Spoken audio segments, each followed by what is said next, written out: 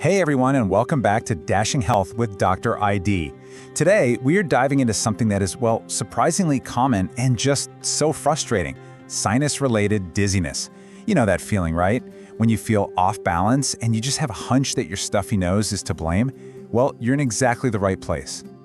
Yeah, that woozy, world is spinning sensation you get when you've got a ton of sinus pressure. It's not just your imagination. That connection is very, very real.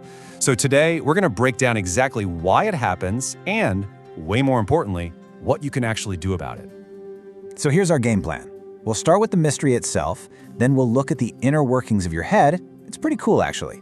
We'll pinpoint the specific triggers, and then the best part, we'll get you set up with a natural relief toolkit and a clear path forward to feeling stable again. First up, let's just talk about how confusing this whole thing can be.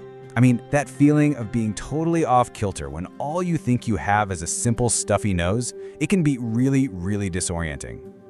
The very first thing I want you to know is that you are so not alone in this. This isn't some weird, rare thing. It's a very real physiological response. All that pressure, the inflammation, the congestion, it's not just staying put in your nose. No, it's creating this ripple effect that can throw your entire sense of balance completely off.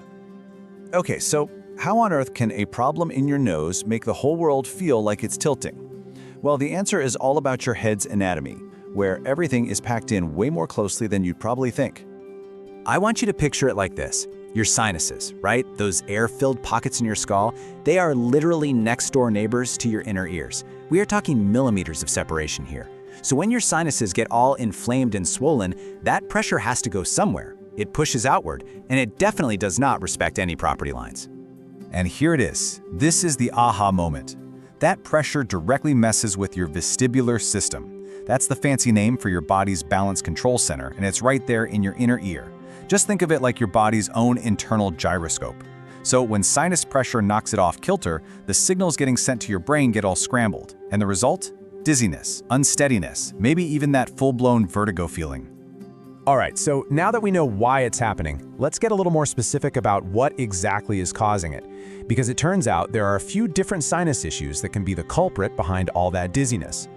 Let's break down these triggers. So first, you've got a classic sinus infection. That brings on this widespread inflammation that can make you feel lightheaded and just wiped out. Then there's just general sinus pressure, from fluid buildup. That can literally make you feel like you're swaying on a boat. Allergies are another big one.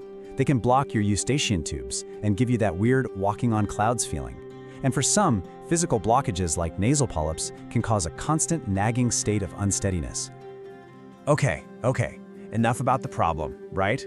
Let's get to the good stuff, the solutions. And the great news is, there are so many powerful natural things you can start doing right at home to find your footing again. Let's kick things off with an absolute classic: steam inhalation. Seriously, this is one of the most effective ways to get right to the root of the problem. That warm, moist air helps loosen up mucus, it reduces the swelling in your nasal passages, it just soothes everything. Following these simple steps can bring some major relief from that pressure that's causing all the dizziness. And the toolkit doesn't stop there. A warm compress right on your face can feel amazing and really ease that pressure. Staying hydrated is absolutely non-negotiable. It thins out mucus so it can drain easier. Propping your head up with an extra pillow at night uses gravity to your advantage, and a saline rinse, like with a neti pot, is fantastic for just physically flushing out all the gunk. The mucus, the allergens, all of it.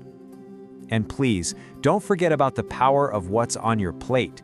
What you eat can either add fuel to the fire of inflammation, or it can help put it out. So loading up on foods like berries, leafy greens, fatty fish like salmon, that gives your body the anti-inflammatory firepower it needs to calm your sinuses down from the inside out.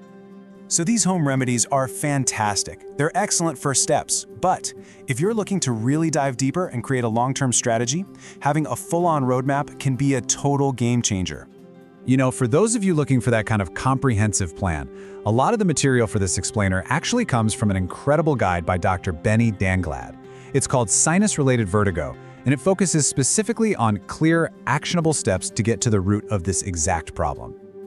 The guide really just expands on everything we've talked about, offering way more detail on home remedies, but also adding these crucial layers like long-term lifestyle changes for prevention and super clear advice on when it's time to go see a doctor.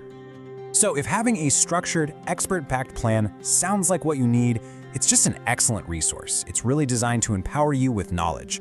We've gone ahead and put a link for more information right in the description below if you want to check it out. Okay, so let's bring this all home. Let's talk about your path to stability. A huge part of taking control isn't just knowing what to do at home, but also being really clear on when it's time to call in a professional. And listen, this part is critically important. While most sinus-related dizziness is manageable, there are some red flags you should never, ever ignore.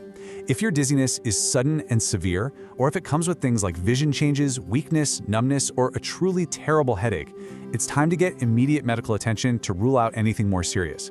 And of course, if things just aren't getting better after a week or so of self-care, a doctor can help you figure out the next steps. So here's the bottom line. You are not powerless in this. Not at all. You understand the connection now, you have a whole toolkit of remedies, and you know when to seek help. The power really is in your hands. So the only question left is, what's the first step you're going to take today to reclaim your balance? Thanks so much for watching.